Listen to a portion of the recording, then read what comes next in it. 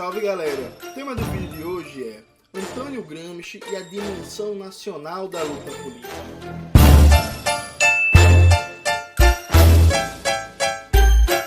Antes de começar propriamente o vídeo de hoje, como sempre, quero muito agradecer a você que ajuda a manter e melhorar o nosso canal a partir do Apoia-se.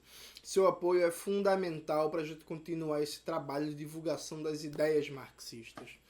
Note, é muito comum que em certos segmentos do movimento comunista existir o que eu gosto de chamar de niilismo nacional, que é desconsiderar a dimensão nacional da luta política em prol de um internacionalismo abstrato. Então, a partir de uma abordagem fora de contexto da frase Marx e Engels do Manifesto do Partido Comunista, os proletários não têm pátria, se compreende que conhecer a realidade nacional, mergulhar nas tradições históricas, no folclore, na cultura, nas particularidades constitutivas de cada povo, de cada classe trabalhadora e defender pautas e bandeiras de interesse nacional na perspectiva da classe trabalhadora contra a burguesia, não seria uma tarefa dos comunistas, até porque os proletários não têm pátria. Essa concepção é bastante equivocada, inclusive não sustenta a partir de uma análise da totalidade dos textos e produções de Marx e Engels, mas ela foi particularmente criticada pelo comunista Antônio Gramsci. Gramsci circula muito no Brasil, mas várias apropriações de Gramsci tentam colocá-lo como um socialista reformista, ou entre aspas, um socialista democrático, e desconsideram o caráter leninista da obra de Antônio Gramsci e uma série de contribuições que ele deu para pensar a política revolucionária.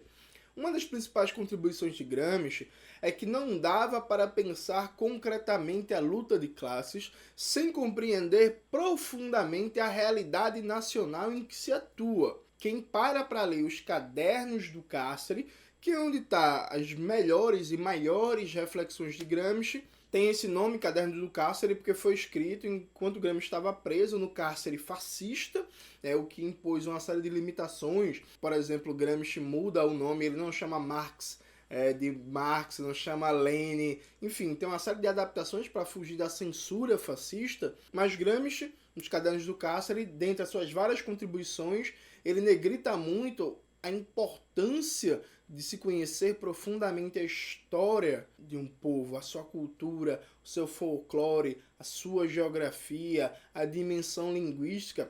Os Cadernos do Cárcere são fundamentalmente um estudo da realidade nacional e histórica da Itália. É claro que Gramsci aborda também a realidade da França, da Alemanha. Gramsci fala muito da França, da Inglaterra, dos Estados Unidos e por aí vai, mas muito como elemento de comparação e análise histórica ali comparada com a realidade italiana. E essa importância de compreender a realidade nacional não significa nenhum tipo de nacionalismo estreito. Gramsci não defendia nada próximo de a realidade italiana é um particularismo absoluto, em que não tem relação com a luta de classes ou que o marxismo não serve porque a realidade italiana é única. Assim como Gramsci também não defendia nenhum tipo de fechamento cultural nacionalista. Só consumo, só é importante, só é elevado à cultura italiana. Nada disso. O que Gramsci negritava era que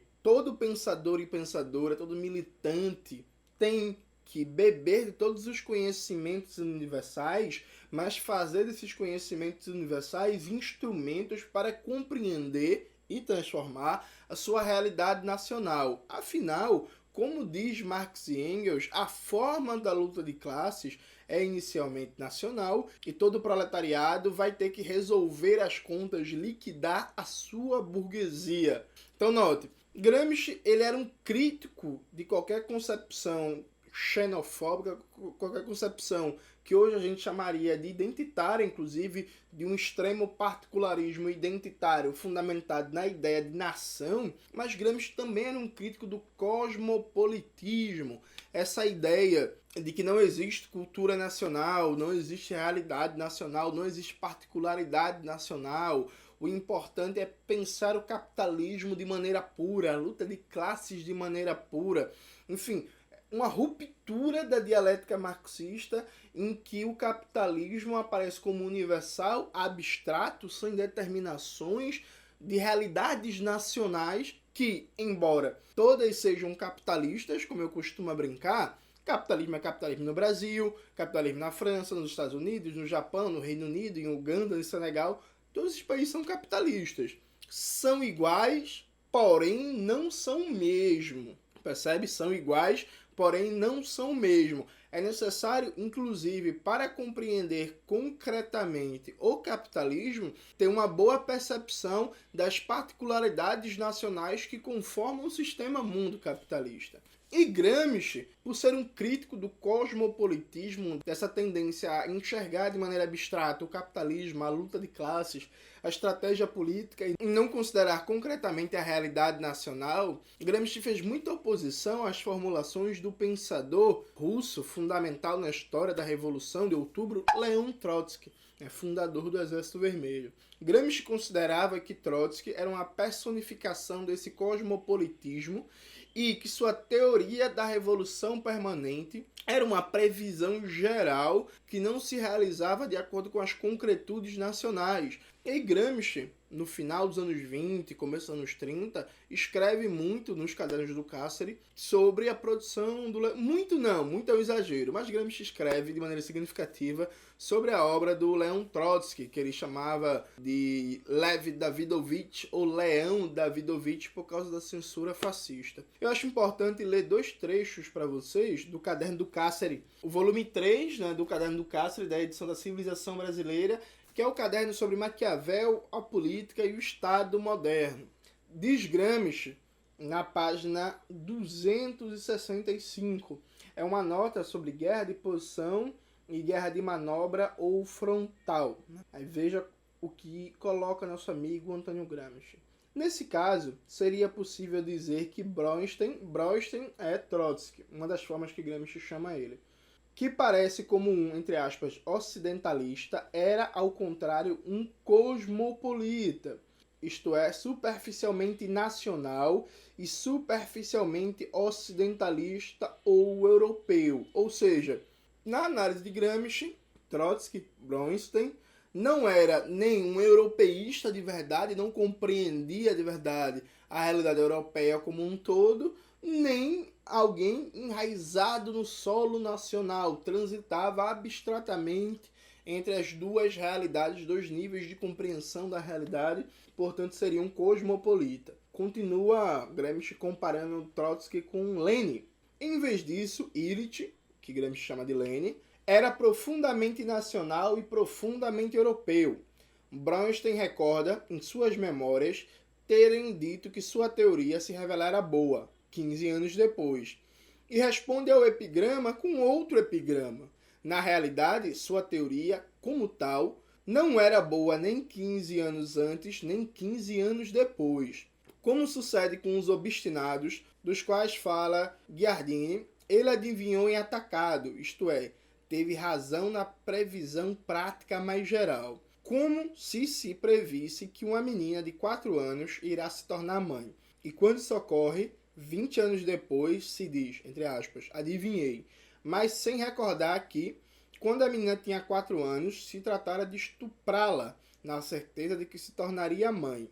Aqui, abre um parêntese, a metáfora de Gramsci é horrível. Gramsci está fazendo a metáfora com estupro. A gente sabe, nos dias atuais, a gente não usaria esse tipo de metáfora, mas considerem a respeito do caráter inadequado da metáfora que Gramsci é um homem dos anos 30 do século passado.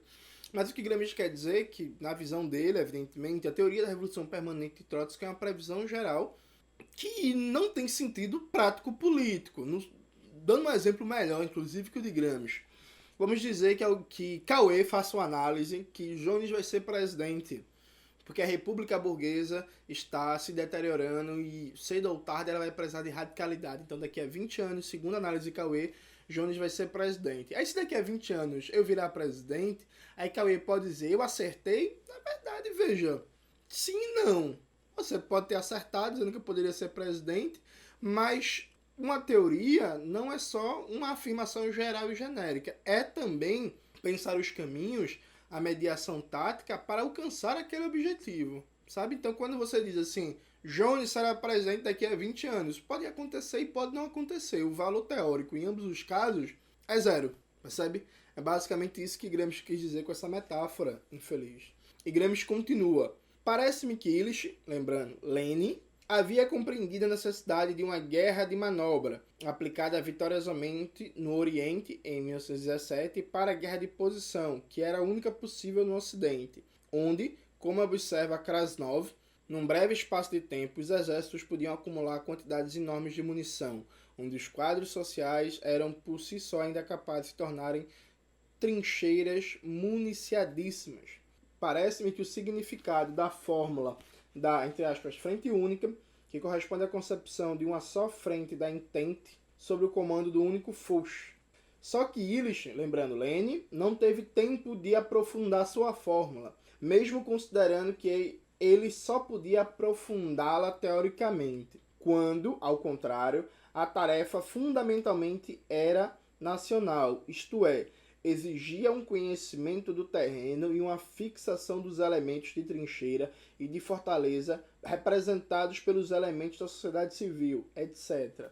Veja, o que Gramsci está dizendo aqui? Olha, Trotsky não era um grande conhecedor da realidade europeia, não era um europeísta, um ocidentalista e nem um grande conhecedor da realidade nacional. Transitava abstratamente entre os dois. Já Illich, Lenin, ele sim era profundamente europeu, tinha um grande domínio da realidade europeia e um grande domínio da realidade nacional. Gramsci escreve isso pensando, dentre outras coisas, por exemplo, na teoria do imperialismo do Lenin. Quem já leu o Imperialismo, a etapa superior do capitalismo, vai perceber que Lenin ali faz uma análise em altíssimo grau de abstração, analisando a transição da economia da sua fase de capitalismo concorrencial para capitalismo monopolista em um altíssimo grau de abstração. Sendo que dessa análise em altíssimo grau de abstração que cobre a realidade do capitalismo europeu e mundial, Lenin deriva uma política, uma mudança de linha política para a realidade russa. Então Lenin consegue fazer a transição dialética para uma compreensão de que o capitalismo global entrou em uma nova fase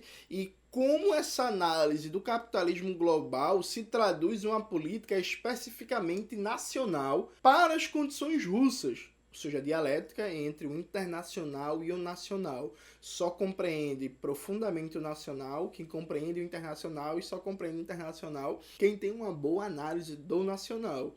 E para Gramsci, Lenin tinha essa qualidade e Trotsky não. Trotsky operava numa dimensão cosmopolita e, como vocês puderam ver, a compreensão que Gramsci tinha da teoria da revolução permanente de Trotsky é que ela era derivada desse cosmopolitismo abstrato que acabava se transformando numa previsão geral. Em outro momento, que é aqui já comentando a disputa Trotsky e Stalin, né? É uma nota que Gramsci escreveu no comecinho ali dos anos 30, no auge do enfrentamento entre Trotsky e Stalin, e Gramsci vai tomar uma posição muito curiosa. Note bem, aí começa Gramsci na página 318. Realmente, a relação, entre aspas, nacional é resultado de uma combinação original, única em certo sentido, que deve ser compreendida e concebida nesta originalidade e unicidade, se se quer dominá-la e dirigi-la. Por certo, o desenvolvimento é no sentido do internacionalismo, mas o ponto de partida é, entre aspas, nacional. Note, esse ponto é muito importante. Por certo, o desenvolvimento é no sentido do internacionalismo, mas o ponto de partida é nacional. E deste ponto de partida que se deve partir. Desse ponto de partida que se deve partir ficou engraçado. Prossegue o Gramsci. Mas a perspectiva é internacional e não pode deixar de ser. Aí ele volta. Mas a perspectiva é internacional. É preciso, portanto, estudar exatamente a combinação de forças nacionais que a classe internacional aqui Gramsci está se referindo ao proletariado, a classe trabalhadora, deverá dirigir e desenvolver segundo as perspectivas e diretrizes internacionais. A classe dirigente só será dirigente se interpretar exatamente esta combinação, do qual ela própria é componente, e só como tal pode dar ao movimento uma determinada orientação, de acordo com determinadas perspectivas. Parece-me que é nesse ponto que se localiza a divergência fundamental entre Leon Davidovich, que é Trotsky, e Basarione, que é como Gramsci chama Stalin. como intérprete do movimento majoritário. Então, note, Gramsci não localiza, isso é muito importante, Gramsci não localiza a divergência fundamental entre Trotsky e Stalin como a divergência entre socialismo num só país e revolução internacional. Por isso que eu disse num vídeo meu antigo que isso para mim é um falso debate, muito estimulado também por Gramsci. A questão para Gramsci era outra. É a relação dialética entre o nacional e o internacional. Como o internacional se concretiza no nacional e como se realiza a política nacional sem abandonar o internacionalismo, né? Fundamentalmente, é parte de uma dialética do papel da questão nacional enquanto elemento de transição da teoria do socialismo. A relação entre transição socialista que se faz a nível nacional e a dinâmica de enfrentamento global às forças do capitalismo e do internacionalismo. E aí prossegue Gramsci. Parece-me que é nesse ponto a acusação de nacionalismo não são válidas se se refere ao núcleo da questão. Veja, Gramsci não está dizendo que Stalin não tinha problemas de nacionalismo. Gramsci está dizendo que no núcleo da questão, a acusação de nacionalismo não se sustenta. Se se estuda o esforço empreendido pelos majoritários aqui é bolcheviques, de 1902 a 1917, vê-se que sua originalidade consiste em depurar o internacionalismo de todo elemento vago e puramente ideológico, em sentido pejorativo, para dar-lhe um conteúdo de política realista. O conceito de hegemonia é aquele em que se reúnem as exigências de caráter nacional, e podemos compreender por que certas tendências não falam deste conceito ou apenas se referem a ele de passagem. Uma classe de caráter internacional que guia camadas sociais estritamente nacionais, intelectuais, e muitas vezes menos ainda que nacionais, particularistas e municipalistas, como os camponeses, deve se nacionalizar, entre aspas, num certo sentido. Sentido este que não é, aliás, muito estreito, porque antes de se formarem as condições de uma economia segundo um plano mundial, é necessário atravessar fases múltiplas de que as combinações regionais de grupos de nações podem ser variadas. Repare como Gramsci é cuidadoso. O Gramsci está dizendo assim, ó, no núcleo da questão não existe nacionalismo e o grupo majoritário representado por Stalin está certo contra o cosmopolitismo de Trotsky. Mas Gramsci alerta o tempo todo sobre o perigo de se estreitar essa concepção nacional e sobre o perigo de ter uma visão muito estreita, ou seja, o perigo de um nacionalismo num sentido que rompe a dialética entre nacional e internacional. Então Gramsci, ao mesmo tempo que na disputa Stalin-Trotsky está dizendo assim, ó, no núcleo da questão Trotsky está errado, ele já está preocupado com as tendências nacionalistas que apareciam ali no grupo do Stalin, dirigido pelo Stalin, e que vão se aprofundar no decorrer dos anos 30. Gramsci vai, de novo, depois de alertar sobre os perigos de uma visão estreita do nacional, ele continua sua crítica a Trotsky e diz: vê-se por absurdo que os conceitos não nacionais, isto é, que não se referem a cada país determinado, são errados. Gramsci está falando aqui da teoria da revolução permanente. Eles levaram a passividade e a inércia em duas fases distintas. Na primeira fase, ninguém acreditava que deveria começar, ou seja, considerava que, começando, ficariam isolados. Na perspectiva de que todos se movimentassem simultaneamente, ninguém se movia e organizava o movimento. 2. A segunda fase é talvez pior, porque se espera uma forma de napoleonismo anacrônico e antinatural, já que nem todas as fases históricas se repetem da mesma maneira. As debilidades teóricas dessa forma moderna do velho mecanicismo são mascaradas pela teoria geral da revolução permanente, que não passa de uma previsão genérica apresentada como dogma e que se destrói por si mesmo, pelo fato de que não se manifesta efetivamente.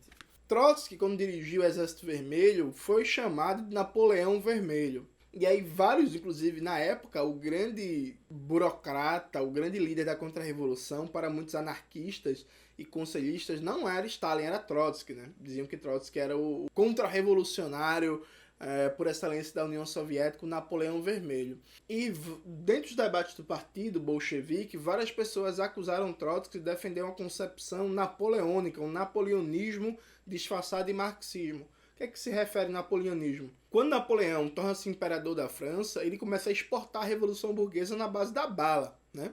Ele pega os exércitos da França e sai varrendo as relações feudais a partir da bala. E aí várias pessoas acusavam Trotsky de ter tendências militaristas, de querer exportar a revolução a partir do Exército Vermelho, desconsiderando uma série de coisas como a realidade nacional de cada país. Gramsci está fazendo uma crítica a Trotsky que vai nesse sentido. Quando ele fala, a segunda fase é talvez pior porque se espera uma forma de napoleonismo, entre aspas, anacrônico e antinatural. As debilidades teóricas desta forma do velho mecanicismo são mascaradas pela teoria geral da revolução permanente, que não passa de uma previsão genérica, e aqui de novo, Gramsci volta à questão da previsão genérica, apresentada como dogma e que se destrói por si mesmo, pelo fato de que não se manifesta efetivamente.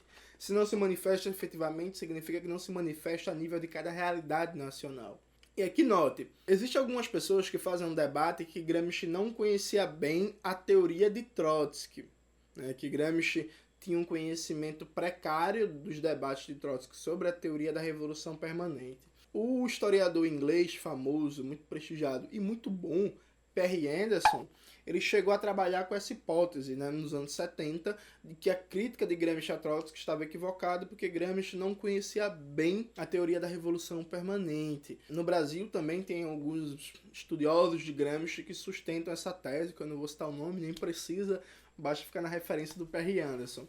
É um debate interessante, eu não vou conseguir fazê-lo nesse vídeo. Eu acho complicado pressupor que Gramsci, que era um dirigente do primeiro plano do Partido Comunista Italiano, que participou ativamente dos debates da Internacional Comunista, da Revolução Russa, não conhecia a teoria de Trotsky, que foi por muitos anos o segundo nome mais importante da Revolução Russa. Acho complicado pressupor isso, mas tudo bem. O que é interessante é que o próprio Perry Anderson, que nos anos 70 defendeu Trotsky das críticas de Gramsci, anos depois, ali na segunda metade dos anos 80, fez a mesma crítica, a mesma é um exagero, fez uma crítica muito parecida à teoria da Revolução Permanente de Trotsky, que é a crítica de Gramsci. Então eu vou colocar aqui na descrição do vídeo, o Perry Anderson ele fala que a teoria da Revolução Permanente de Trotsky é um axioma não provado pela história e que as dificuldades dessa teoria poderiam ser imaginadas, dado que é um derivado tirado diretamente de um texto de Marx de 1848. Ou seja, o Perry Anderson, ele vai por um caminho parecido com o do Gramsci, que é, essa teoria ela não se materializa concretamente nas realidades nacionais e aparece como uma previsão geral e genérica. Então, fica esse indicativo de que, embora exista esse debate, o quanto Gramsci conhecia Trotsky, me parece muito mais um debate escolástico, um debate sem sentido de algumas pessoas que têm simpatia por Trotsky e ao mesmo tempo adoram Gramsci e não querem aceitar a realidade que Gramsci era um profundo crítico, um antagonista do nosso amigo Leon Trotsky. Então vamos seguir o ensinamento de Gramsci. Eu acho que Gramsci estava certíssimo nessa polêmica e não dá para pensar concretamente a política ignorando a realidade nacional, operando a partir de um cosmopolitismo abstrato. O internacionalismo ele só é concreto e verdadeiro depurado, como diria Gramsci, os seus elementos ideológicos, quando ele se realiza na luta de classes no solo nacional e assim se expressa concretamente a solidariedade internacional. É isso, galera. Espero que vocês tenham gostado do vídeo de hoje. Não esqueçam de se inscrever no canal, ativar o sininho, ouvir o Revolu Show, conferir os cursos da classe esquerda, compartilhar esse vídeo. Qualquer dúvida, chama lá no Instagram, que a gente tá sempre respondendo. Beijos e até a próxima.